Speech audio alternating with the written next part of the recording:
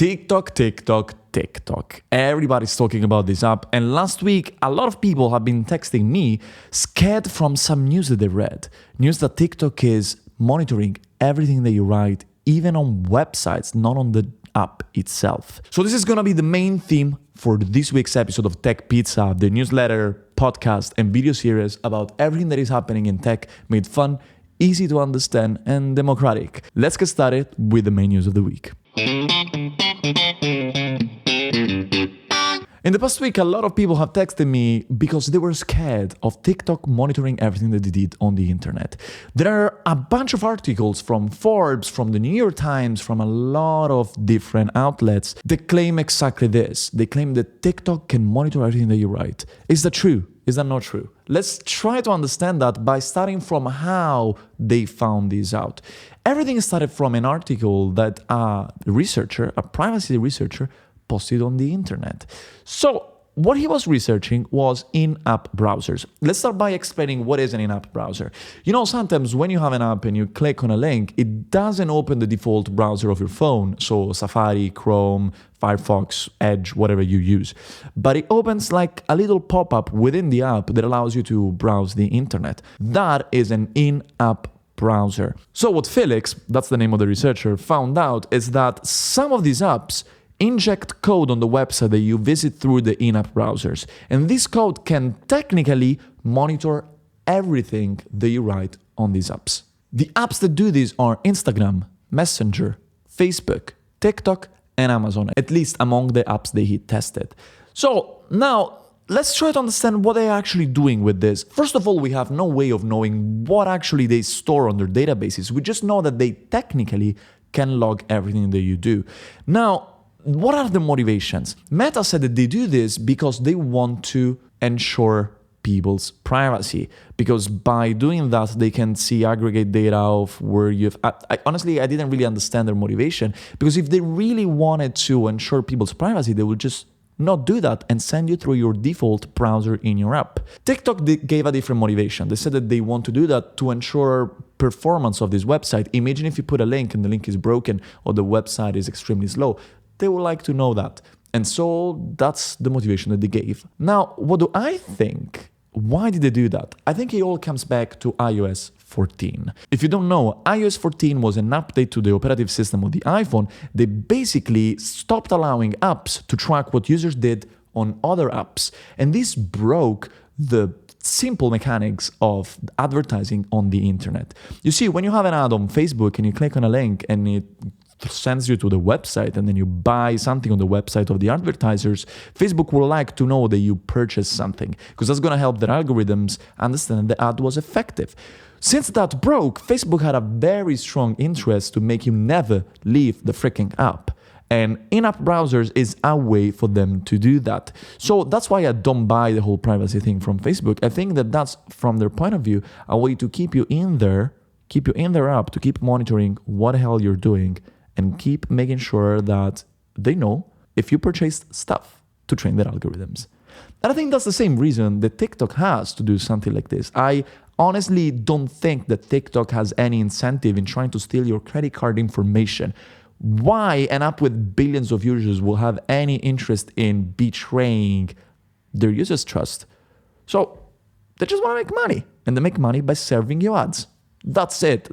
I think that's much simpler than a lot of people think. Now, a lot of people have been telling me that the thing that is really worrying is that TikTok is a Chinese company. And so the Chinese government may ask TikTok to give them data about everything that their users are doing. Now, I personally believe this is a little bit hypocritical, because technically Meta is doing the same thing. Every US social media company has to obey to the US government as well, which is for sure different than the Chinese government. But we already know that roughly a couple of weeks ago, there was a girl who was investigated for having an abortion, which is now illegal in the United States. And the US government asked Meta for her conversations with her mother, and Meta had to do that. So we have the US government asking for the private conversations of a teenager about her abortion to a social media app, and the app just being like, sure, here you go. So is the Chinese government worse than this?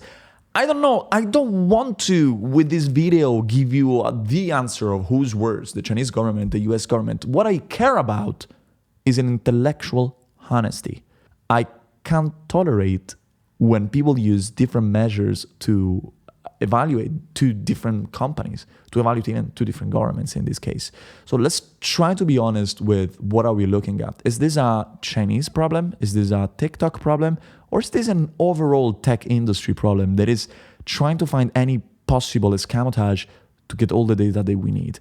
If we're intellectually honest and if we actually address the right problems, just then we can find solutions and keep accountable the people that are actually stealing our data and behaving unethically.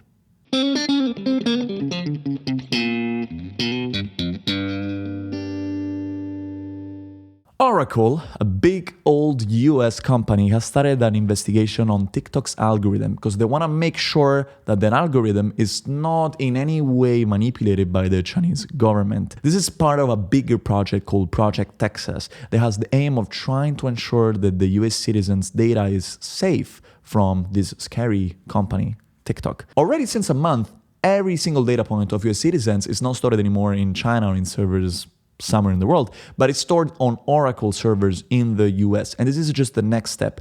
I actually believe that this is potentially a more legit concern. Let's try to understand how TikTok could potentially be negatively impacting the safety of the United States of America. What they could do, and the US government is scared about, is that since now they control a lot of the attention of Americans, just think about this. TikTok is the second biggest app among US teens after YouTube. So it really drives a lot of the attention of the American population. And so if the Chinese government wanted to, let's say, push a little bit more content that was against the United States, that could potentially shape the mindset of Americans. That's what Americans are afraid of. The TikTok's algorithm can potentially be manipulated to shape how Americans think. And that's not cool, I guess. I'm going to keep you updated on what they found. If you are not subscribed to Tech Pizza, you should really do that. Go on tech.pizza, put your email in there. You're going to receive an email whenever there are new updates.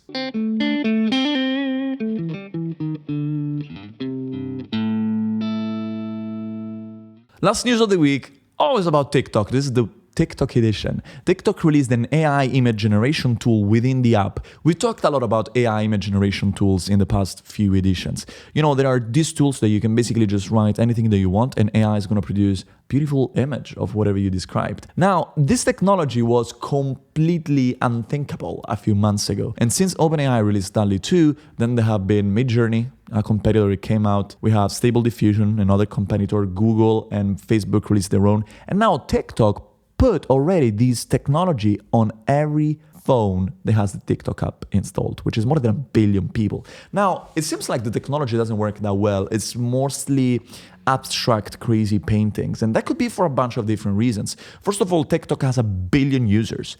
1 billion. This is like thousands of times more than, Stable Diffusion, Midjourney, on DALL-E. So it is possible that they're trying a smaller version of this model, which is a very intense model to run. So it costs a lot of money on server costs. And maybe that's why it's less accurate. It may be because their technology is not good enough, even though I think they can definitely catch up. Or it may be, which is even a more interesting explanation, and I think it actually makes sense, because this way the technology is safer.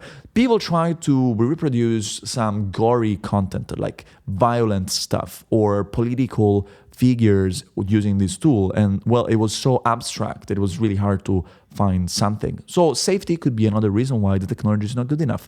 But what I want you to think about is how fast this AI technology has been exploding and getting in our hands. 4 or 5 months ago, this technology was completely unthinkable. And right now, there's 1 billion people using it in their app. This is crazy.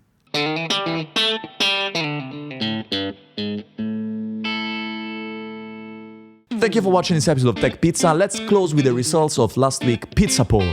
I was talking about Adam Neumann, the previous founder of WeWork, who wasted a lot of money with his investors and now just got $350 million for a company that doesn't seem to have a product. And I asked the subscribers of Tech Pizza, what do you think? Is Adam gonna kick ass and produce, some new, good, crazy, great startup? Or is it gonna lose investors' money again? And as crazy, it's exactly 50-50. So voters just split perfectly between people that are optimistic or pessimistic about Adam Neumann. Now, if you want to participate to the future pizza polls, well, you have to subscribe to my newsletter on tech.pizza. Just put your email in there, and every week on Thursday, I'm gonna send you an email with all the most important things that happened in tech. That said, I hope I'm gonna see you in your inbox or on video next week. Ciao.